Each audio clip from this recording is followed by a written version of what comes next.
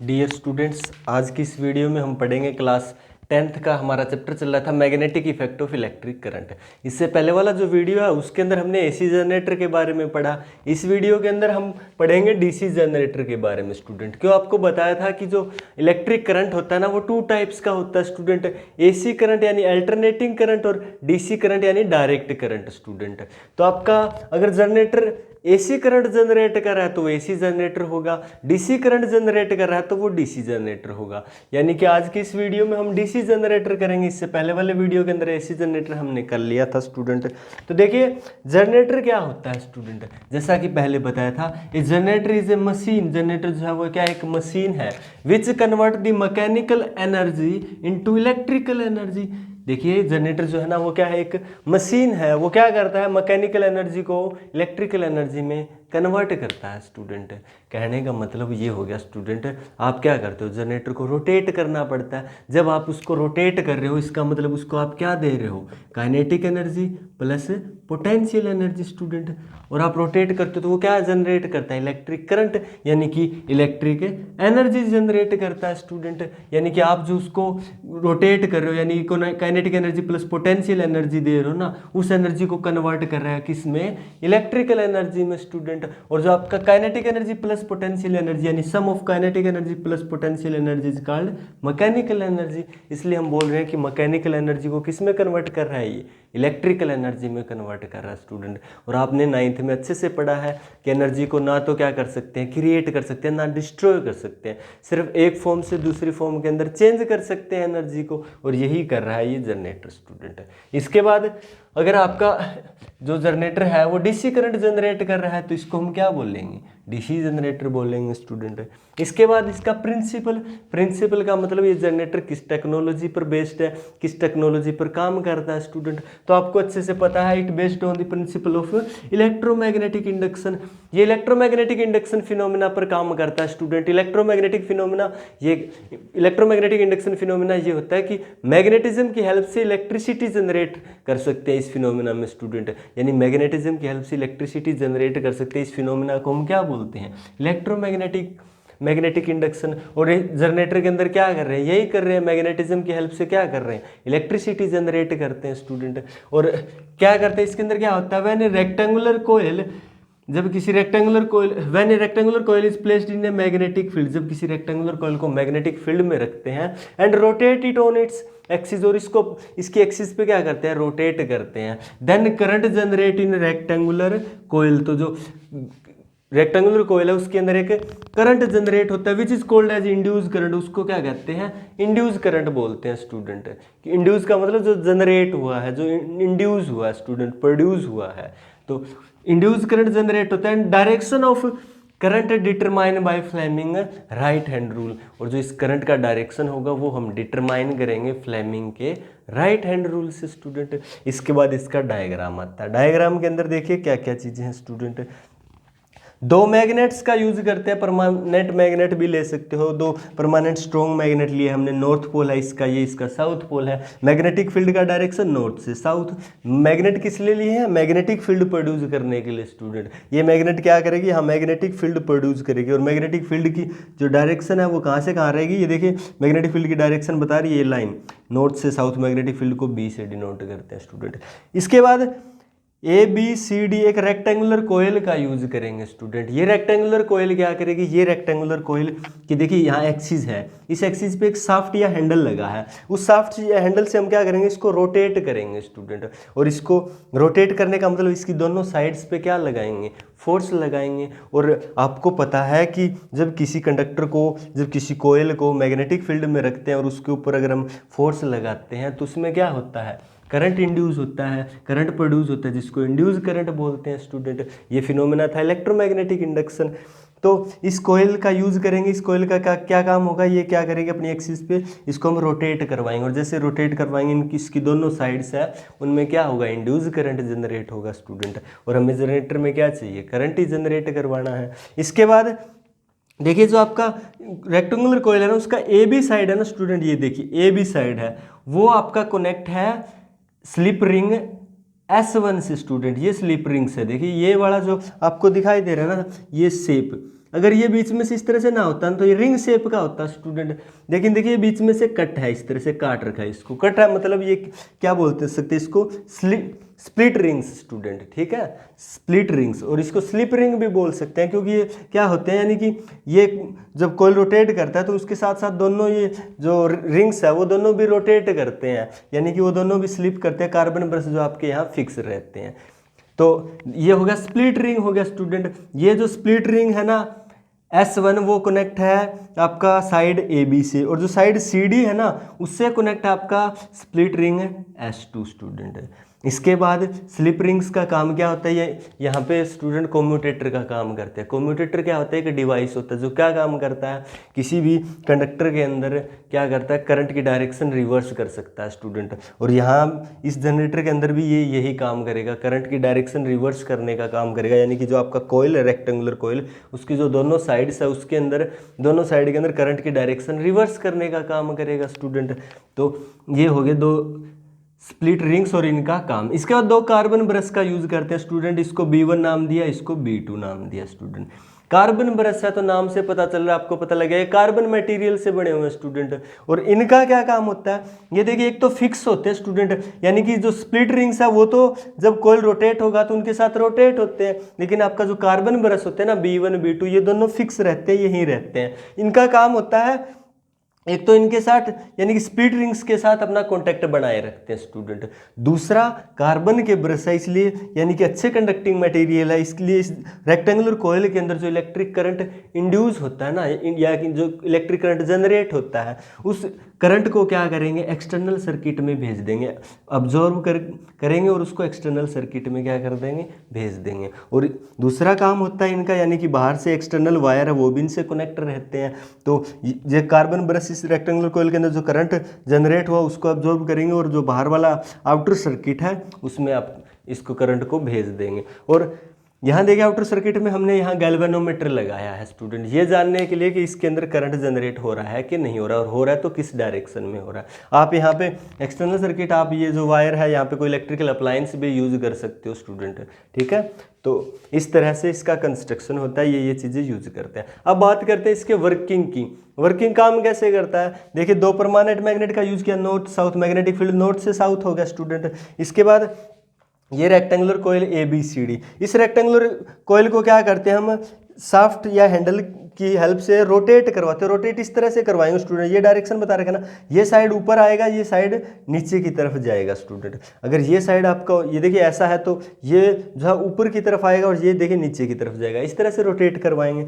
और आपको पता है कि मैग्नेटिक फील्ड के अंदर किसी भी वायर के ऊपर या किसी भी कोयल को हमने रखा है, कोयल के ऊपर अगर फोर्स एक्सर्ट करते हैं तो उसके अंदर इंड्यूस करंट प्रोड्यूस होता है और उसका डायरेक्शन निकालते हैं फ्लेमिंग राइट हैंड रूल से। फ्लेमिंग का राइट हैंड रूल क्या कहता है, बिल्कुल सिंपल है। फ्लेमिंग के राइट हैंड रूल के अकॉर्डिंग आपका thumb, four finger, middle finger तीनों एक दूसरे के परपेंडिकुलर होना चाहिए। देखिए थंब का डायरेक्शन इधर है, फोर फिंगर का इधर है, एंगल कितने का 90 डिग्री का। फोर फिंगर का डायरेक्शन इधर है, आपका मिडल फिंगर का डायरेक्शन इधर है, एंगल कितने का 90 डिग्री का। थंब का डायरेक्शन ऊपर की तरफ है, इसका डायरेक्शन इस तरफ है स्टूडेंट, इस तरफ, एंगल कितने का 90 डिग्री का।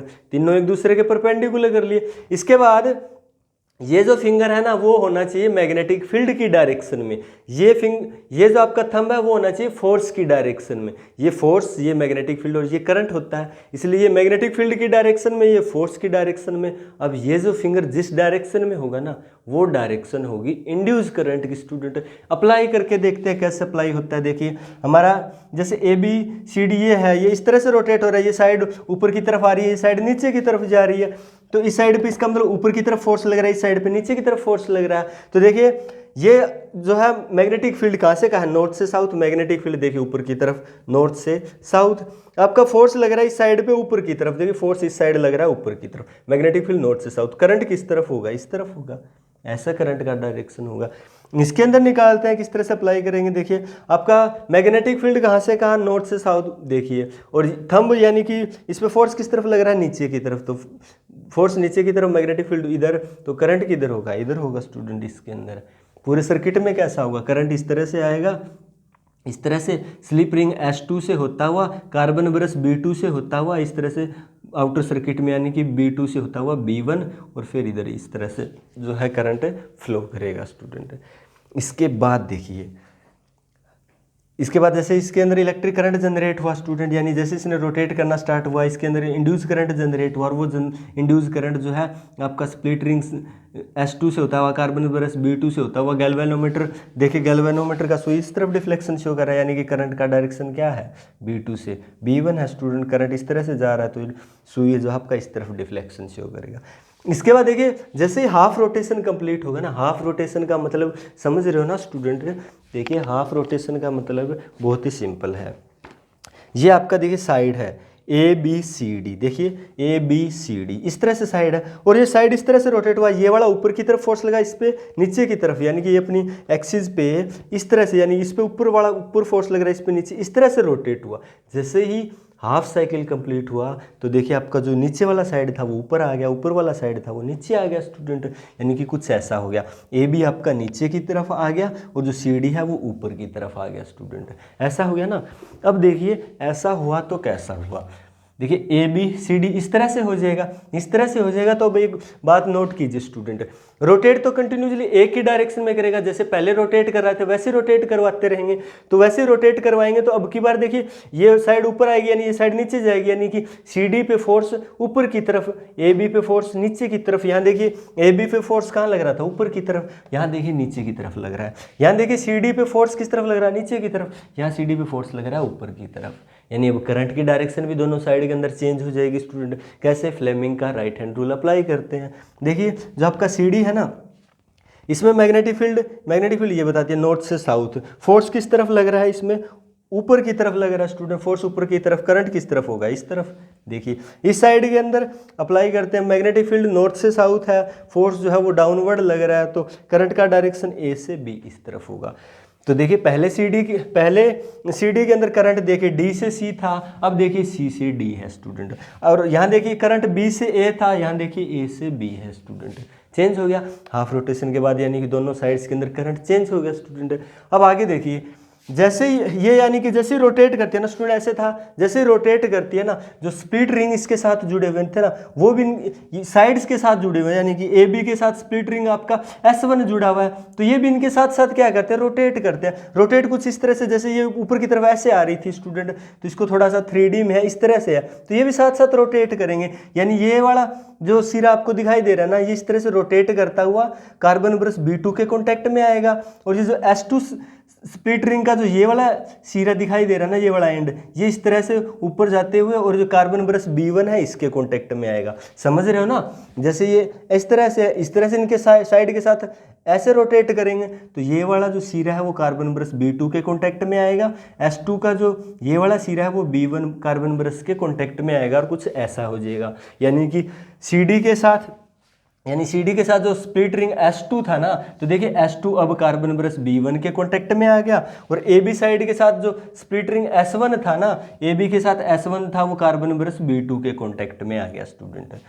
तो अगर इस तरह से हो गया तो आउटर सर्किट में करंट की डायरेक्शन क्या रहेगी स्टूडेंट, देखिए इस तरह से करंट आएगा B2 से इधर B1, देखिए स्टूडेंट, और यहाँ भी क्या था आउटर सर्किट में B2 से B1, यानी कि ये जो साइड्स है ना इनके अंदर तो करंट की डायरेक्शन चेंज होगी स्टूडेंट। यहाँ देखिए A, यहाँ B से A थी वहाँ A से B है, यहाँ से देखिए D से C थी वहाँ क्या है C से D, यानी कि जो आपका रेक्टेंगुलर कोयल थी उनकी साइड के अंदर तो करंट की डायरेक्शन है वो रिवर्स होगी, चेंज होगी, लेकिन जो आपका आउटर सर्किट है उनके अंदर देखिए यहाँ भी B2 से B1 है, करंट का डायरेक्शन यहाँ भी B2 से B1, यानी कि करंट की डायरेक्शन आउटर सर्किट में सेम है। किसकी वजह से, यानी कि स्प्लिट रिंग की वजह से, कम्यूटेटर की वजह से, जो स्प्लिट रिंग यहाँ काम करे, कम्यूटेटर का काम करे, इनकी वजह से क्या रहता है आउटर सर्किट में करंट का डायरेक्शन देख लीजिए सेम रहता है, यानी कि करंट का डायरेक्शन चेंज नहीं हो रहा है, करंट एक ही डायरेक्शन में जो है वो फ्लो कर रहा है, लगातार रोटेट करती रहेगी। जैसे अब ऐसा है तो ऐसा होगा तो करंट B2 से B1, वापस इस पोजीशन में आएगी तब भी करंट B2 से B1, वापस इसमें आएगी तो भी B2 से B1, लगातार एक ही डायरेक्शन में करंट जो है ना आपका फ्लो हो रहा है। यानी कि कौन सा करंट है, डायरेक्ट करंट है स्टूडेंट, डीसी करंट प्रोड्यूस हो रहा है। कौन कर रहा है, जनरेटर। तो इस जनरेटर को क्या नाम दे देते हैं, डीसी जनरेटर नाम देते हैं। तो ये आपका डीसी जनरेटर होता है स्टूडेंट। अब हम इसका आपको किस तरह से एग्जाम में इसका कंस्ट्रक्शन वर्किंग लिखना होता है वो लिख देते हैं स्टूडेंट। एक बात और देख लीजिए स्टूडेंट, जैसा कि मैंने पहले इलेक्ट्रोमैग्नेटिक इंडक्शन में बताया था कि इंड्यूस करंट कब जनरेट होता है, जब यानी कि आपका number of magnetic field lines जो किसी कोयल के लिंक हो रही है ना वो चेंज हो रही है स्टूडेंट। तो आपका यहाँ जनरेटर है ना, इस जनरेटर के अंदर इंड्यूस करंट जनरेट हो रहा है, यानी आपका जो रेक्टेंगुलर कोयल रखा हुआ है ना स्टूडेंट, इसके साथ जो मैग्नेटिक फील्ड है, यहाँ देखिए मैग्नेटिक फील्ड है नॉर्थ से साउथ, मैग्नेटिक फील्ड मतलब मैग्नेटिक फील्ड लाइन्स है, तो ये यानी कि मैग्नेटिक फील्ड लाइन्स जो लिंक हो रही है ना इस कोयल के साथ वो चेंज हो रही है स्टूडेंट, तब इंड्यूस करंट जनरेट हो रहा है। चेंज कैसे हो रही है देखिए वापिस इस तरह से लेते हैं, इस तरफ मैग्नेट का नॉर्थ पोल है, इस तरफ साउथ पोल है, तो मैग्नेटिक फील्ड नॉर्थ से स्टार्ट होकर साउथ की तरफ होगा।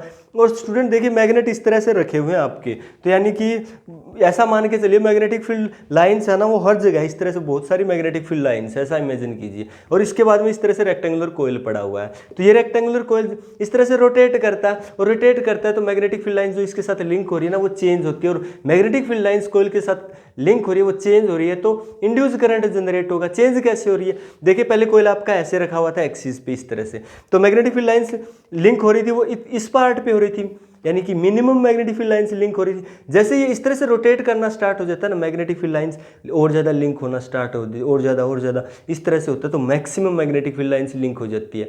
फिर ऐसे होता है तो मैग्नेटिक फील्ड लाइंस जो है ना डिक्रीज होना स्टार्ट हो जाती है, जो इसके साथ लिंक है डिक्रीज मिनिमम जो है लिंक हो जाती है, फिर वापस से बढ़ना स्टार्ट हो जाती है, मैक्सिमम हो जाती है, फिर डिक्रीज होना स्टार्ट हो जाती है, मिनिमम लिंक हो जाती है। यानी कि हर बार क्या हो रहा है, मैग्नेटिक फील्ड लाइन जो इसके साथ लिंक हो रही है ना वो चेंज हो रही है स्टूडेंट। अब आपके दिमाग में कुछ ऐसा आ रहा होगा, अगर यहाँ तो था कि मिनिमम ठीक है, मिनिमम मैग्नेटिक फील्ड लाइन से लिंक है इस तरह से, यानी ऊपर से जा रही है मैग्नेटिक फील्ड लाइन, नीचे से जा रही है, सिर्फ इस पार्ट पे लिंक है। लेकिन ऐसे करते ही तो ये जैसे ये यानी कि थोड़ा सा इस तरह से रोटेट करेगा तो मैग्नेटिक फील्ड लाइन्स तो हर जगह लिंक हो जाएगी, फिर चेंज कैसे हो रही है स्टूडेंट, चेंज हो रही है। देखिए मैंने क्या कहा था कि ऊपर हर तरफ मैग्नेटिक फील्ड लाइन्स है, नीचे बहुत ज़्यादा मैग्नेटिक फील्ड लाइन्स है, तो जैसे ये इस तरह से करेगा, ऐसे था तो सिर्फ इतने पार्ट की मैग्नेटिक फील्ड लाइन्स लिंक थी, ऐसे कर देगा तो और ज़्यादा पार्ट की मैग्नेटिक फील्ड लाइन, ऐसे ऐसे ऐसे मैक्सिमम यानी कि सबसे ज़्यादा और सबसे यहाँ लास्ट तक बहुत ज़्यादा मैग्नेटिक फील्ड लाइन जो है ना उसकी लिंक हो गई है। ऐसे जैसे इस तरह से रोटेट करेगा तो वैसे कम होना स्टार्ट हो जाएगी,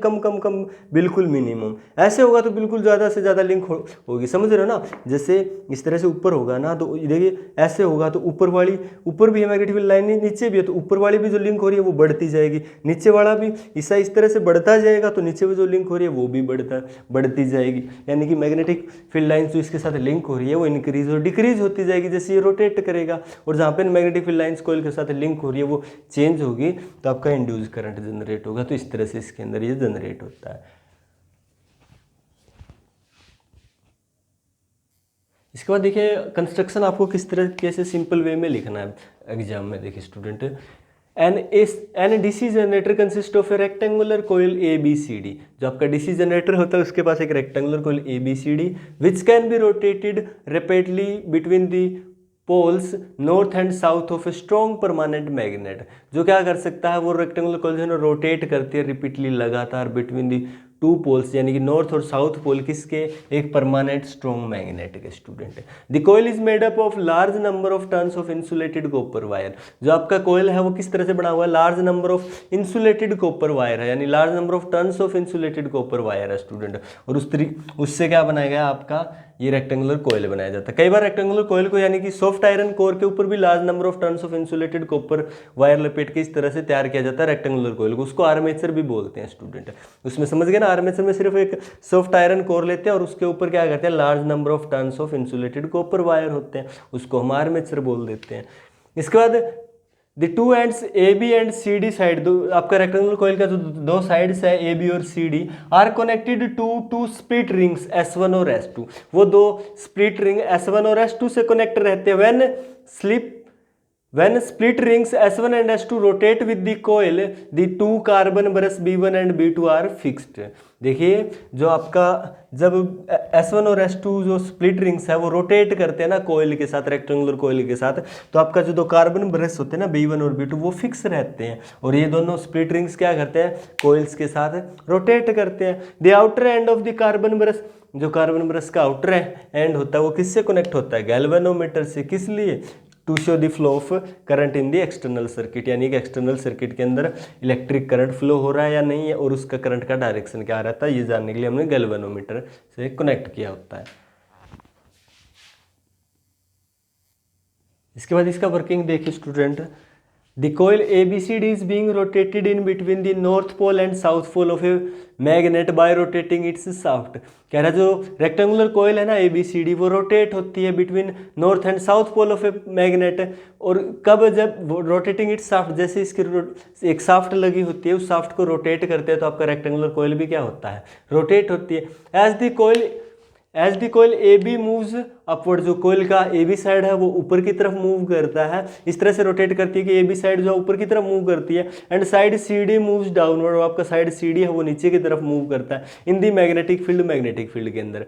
bye applying Fleming right hand rule, यहाँ पर हम क्या अप्लाई करेंगे, फ्लेमिंग का right hand rule. Induce current produce in the coil in the direction, जो इंड्यूस करंट का डायरेक्शन होगा वो ए बी साइड में तो होगा बी से ए और सी डी के अंदर होगा डी से C student. So current in the external circuit, जो करंट होगा एक्सटर्नल सर्किट के अंदर ब्रश में वो B2 से B1 होगा करंट की डायरेक्शन। इसके बाद after half rotation side AB and CD of coil will interchange their position.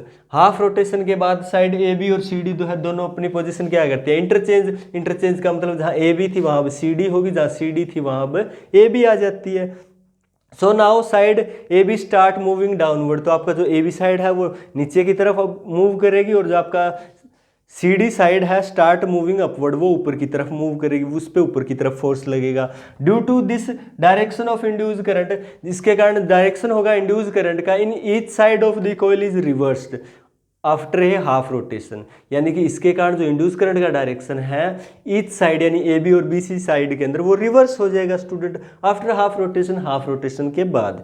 The split ring also reverse its position, जो स्प्लिट रिंग है वो भी रिवर्स हो जाएंगे, किस लिए, because they also rotate with rectangular coil, वो भी रेक्टेंगुलर के साथ साथ क्या करते हैं, रोटेट करते हैं, और कार्बन ब्रश क्या रहते हैं, फिक्स रहते हैं। Therefore current in the external circuit, इसके बाद करंट होगा एक्सटर्नल सर्किट के अंदर अगेन फ्लो करेगा सेम डायरेक्शन यानी कि B2 से B1 के अंदर। This the direction of current in the external circuit remain same, जिससे एक्सटर्नल सर्किट में डायरेक्शन जो है वो सेम रहता है, यानी करंट हमें DC मिलता है, यानी कि हमारा DC जनरेटर है स्टूडेंट, जो DC करंट जनरेट कर रहा है। तो ये था आज का वीडियो स्टूडेंट। आपको अगर देखिए बड़ा क्वेश्चन आता है कंस्ट्रक्शन वर्किंग प्रिंसिपल सब लिखना होता है विद डायग्राम, तो आप सारा लिख दीजिए यहाँ तक। अगर आपसे प्रिंसिपल पूछते हैं तो प्रिंसिपल बता दीजिए, या इनमें से किसी का कोई फंक्शन पूछता है तो वो बता सकते हो। तो ये था आज का वीडियो स्टूडेंट। अगर वीडियो आपको अच्छा लगा हो, अच्छे से समझ में आया हो, तो प्लीज़ वीडियो को लाइक कर दीजिएगा, अपने फ्रेंड्स के साथ शेयर कर दीजिए, और अगर अभी तक चैनल को सब्सक्राइब नहीं किया तो प्लीज़ चैनल को सब्सक्राइब कर लें। Thank you students.